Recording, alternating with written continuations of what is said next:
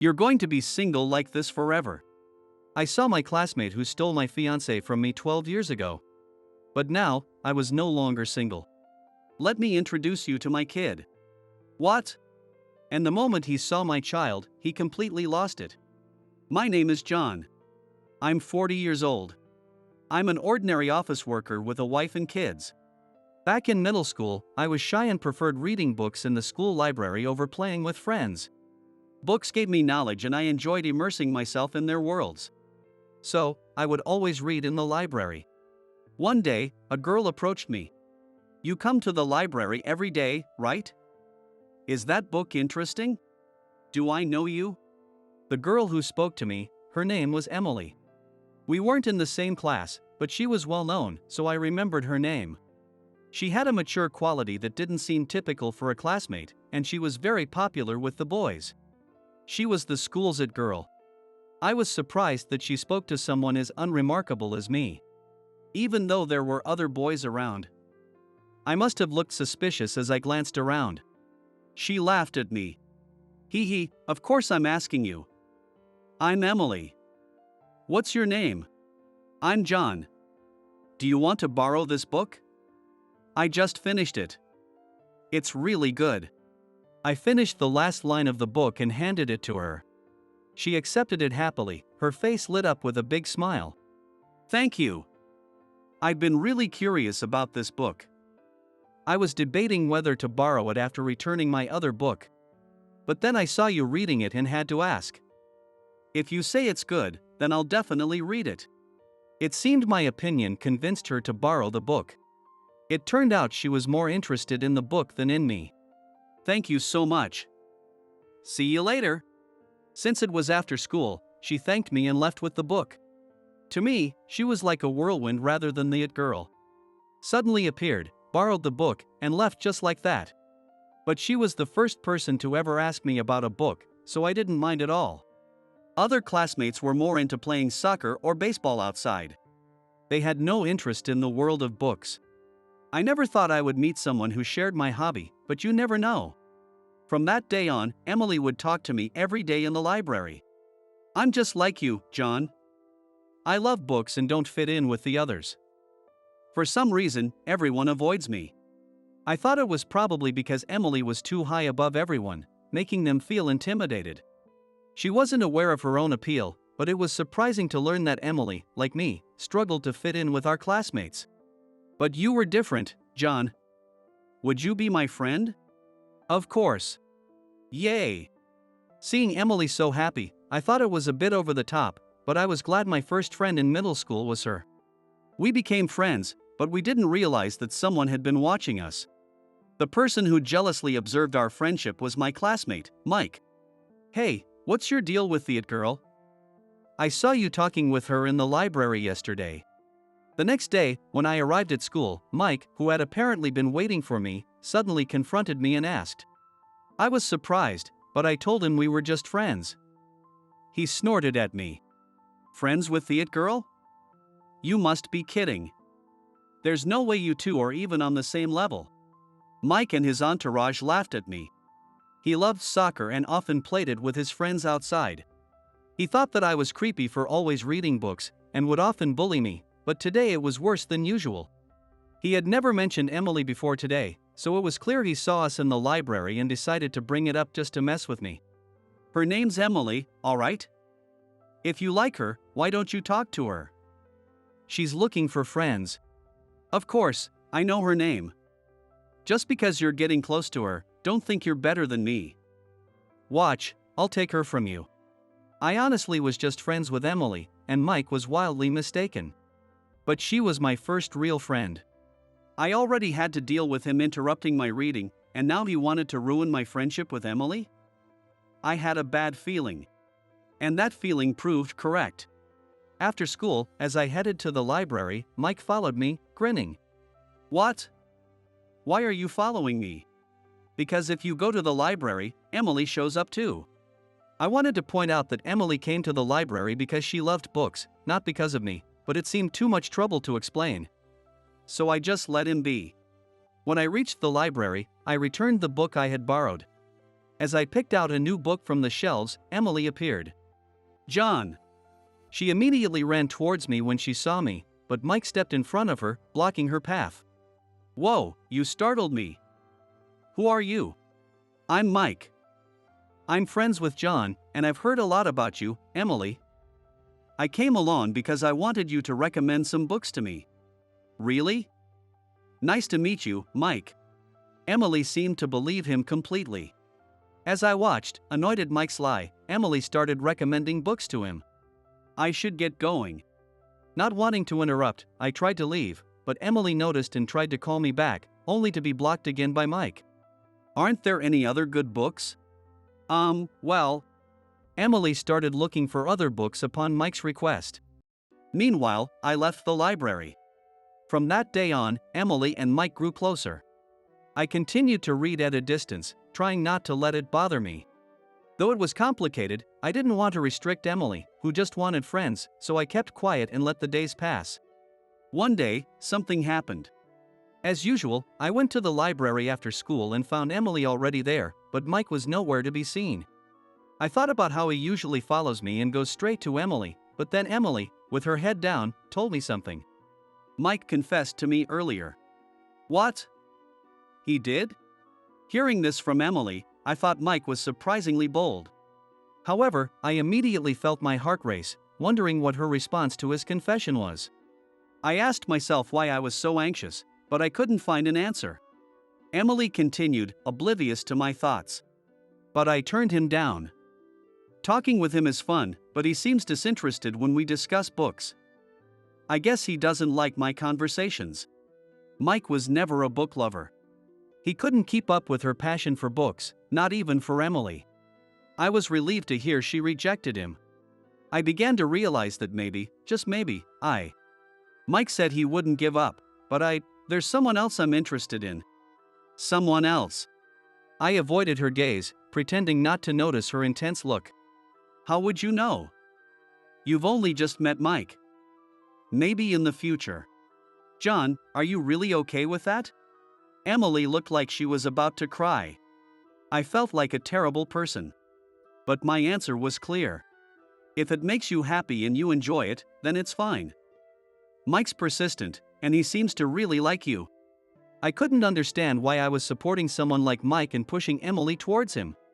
And then, Emily started crying. Her big eyes overflowed with tears. "I'm sorry.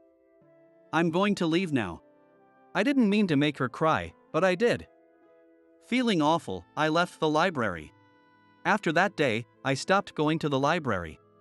I either bought books from the bookstore or borrowed them from the public library to avoid running into Emily. Then one day, as if he had noticed, Mike said something to me. "Did you and Emily have a fight? You haven't been to the library at all." "Well, it's great for me, having her all to myself." "Good for you." Mike, oblivious to the fact that I had made Emily cry, tried to gloat, but I wished them well. Mike looked disappointed, expecting me to react differently. I knew he just wanted to provoke me, so I didn't take the bait. However, deep down, I didn't feel good about it. Emily and I stopped talking, not even making eye contact when we passed each other in the halls. Mike continued his attempts to win Emily over, but even by the time we graduated, she never reciprocated his feelings. I went through a bitter middle school experience. When I was 28, I got engaged to Sarah, whom I had been dating since college. Life was going well, both at work and in my personal life. "Hey, John. Long time no see." "Mike." My face involuntarily tensed up upon seeing Mike for the first time since middle school. We had run into each other on the street. "Is she your girlfriend?" "I'm Sarah, John's fiancée." Sarah replied politely to Mike, shaking hands. Mike looked impressed. Then he put his arm around my shoulder and whispered so Sarah couldn't hear. "She's gorgeous and polite. How did you score someone like her? Just like with Emily, she's way out of your league. We've been together since college. How about you and Emily? You kept trying, didn't you?" I naturally thought of Emily and asked. Mike looked genuinely downhearted and said, "Emily. We went to the same high school, but she never gave me a chance." So, to get over her, introduce me to Sarah. What? You don't introduce your fiancée to someone else. You're always so awkward with romance. Don't try to outdo me. It's annoying. His words about me being awkward stung. It reminded me of our bitter middle school days, and I felt a pang of pain. But now wasn't the time to feel down. I pulled away from Mike and stood in front of Sarah. If you try anything with my fiancé, you won't get away with it. Whoa, calm down. Sarah's a really lucky girl. John, you're worrying too much. You two are friends from middle school, right? Let's find a place to sit and chat. I'd love to hear about John's middle school days. How about that cafe over there? Sarah, you're so considerate. Sarah, misunderstanding us as friends and wanting to make the most of our reunion, tried to arrange a conversation. I wanted to stop her, but Mike flattered her, and we ended up spending time at the cafe together. Since Sarah and I were engaged, I thought I might be overreacting and didn't worry about them chatting. I never imagined I would regret it later. Sorry. It's all my fault. Please don't blame Sarah. Let me take responsibility. A few months later, Mike showed up at my house with Sarah for apology. Sarah had emailed me the previous day, saying she got drunk at a class reunion and stayed at a friend's house. But this morning, she came back with Mike, revealing that her story about the friend was a complete lie. The class reunion was also a lie, just an excuse for the two to meet secretly. They had been betraying me, meeting up behind my back for who knows how long.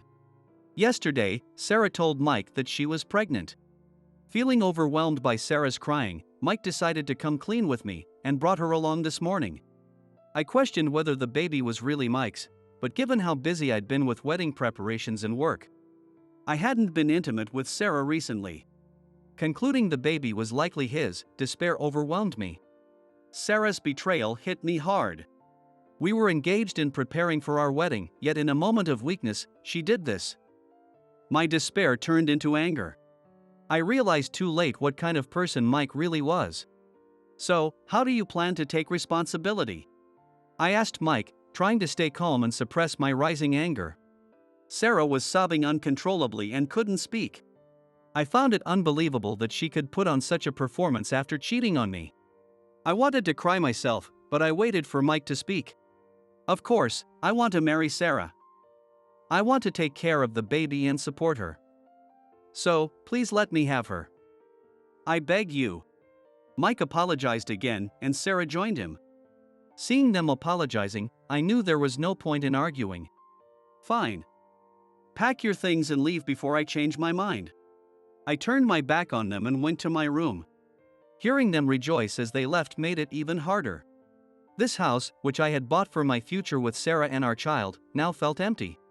I collapsed onto my bed, burying my face in the pillow. I didn't want to think about anything for a while. From then on, I vowed to live my life without them.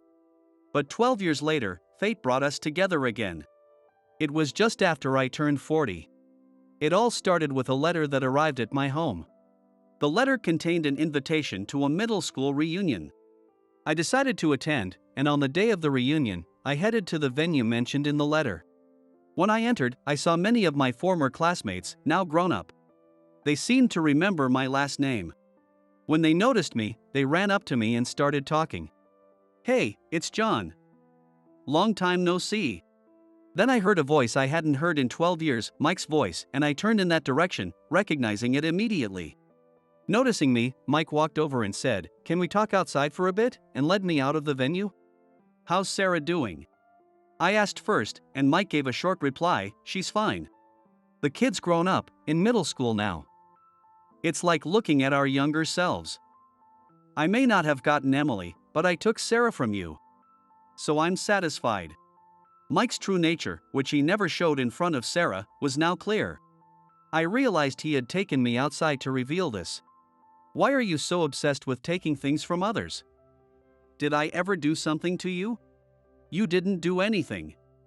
It's just 12 years ago, when I saw you with Sarah in town, I realized nothing had changed since middle school. There was always a girl by your side, and I was always alone. It disgusted me that this was still true as adults.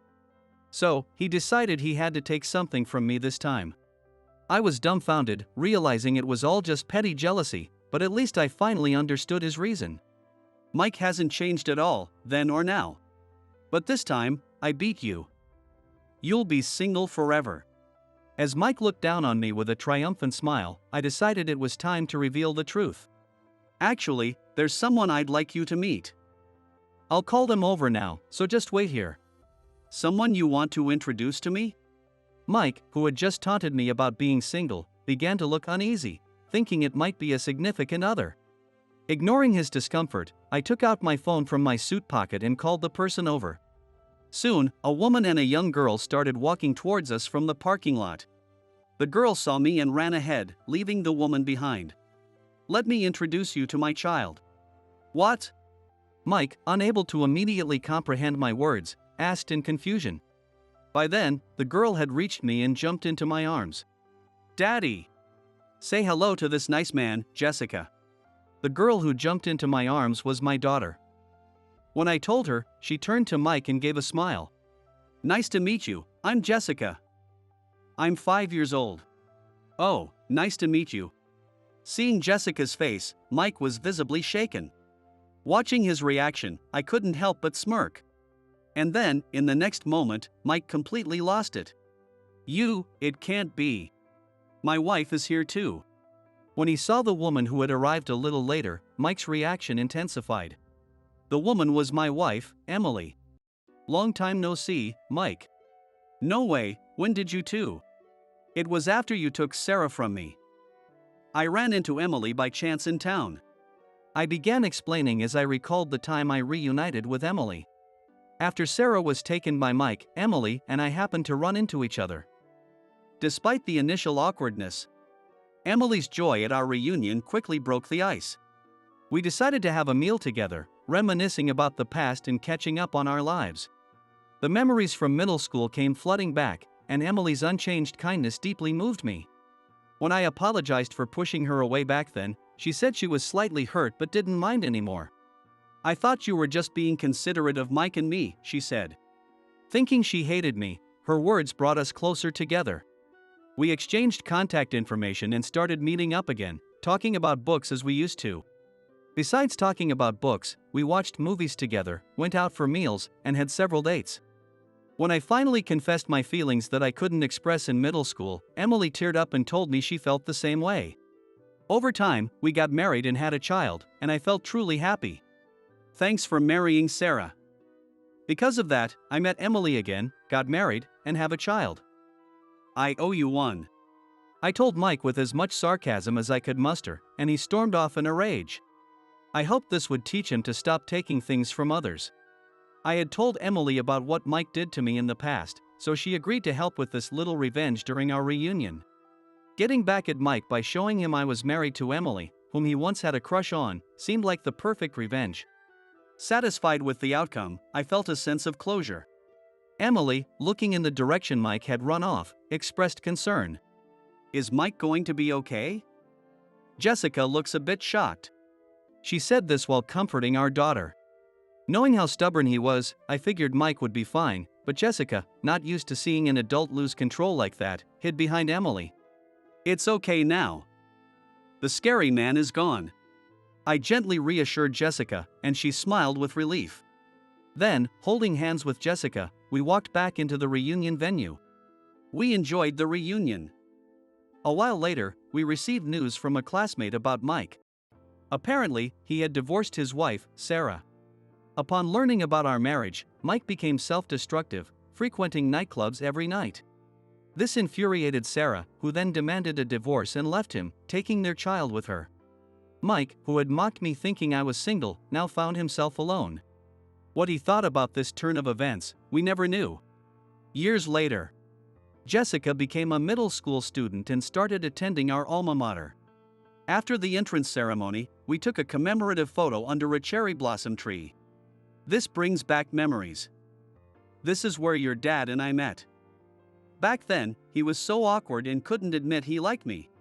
Can you not mention that to Jessica? It's embarrassing. Remembering it made me feel like my face was on fire. Even though I was just being cautious, I didn't want my child to think I was a coward. As we reminisced, Jessica spoke up. Because you and Mom met, that's how I was born, right? I'm so happy to be your child. Thank you. I love you. Jessica, with a big smile on her face, expressed her gratitude to us. I silently wished for her life to continue to be filled with happiness.